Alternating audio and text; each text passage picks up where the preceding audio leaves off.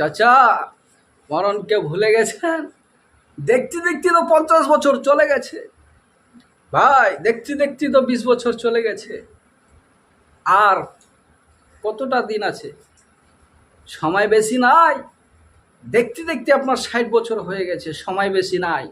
ফিরে আসেন, আল্লাহর ইবাদতে মশগুল হন। ফিরে আসেন, আল্লাহর দাসত্ব করেন। কারণ মহান আল্লাহ তাআলা শুধুমাত্র কেবলমাত্র আপনাকে আমাকে সকলকে ইবাদতের জন্য পাঠিয়েছেন। শুধুমাত্র কেবলমাত্র পরীক্ষার জন্য মহান আল্লাহ তাআলা দুনিয়াতে পাঠিয়েছেন। আবু হুরায়রা রাদিয়াল্লাহু তাআলা হইতে হাদিসটি বর্ণিত। রাসূল সাল্লাল্লাহু আলাইহি সাল্লাম বলেন, আকসিরু মিন যিকরি হাযিমিল লাযাতিল মাউত।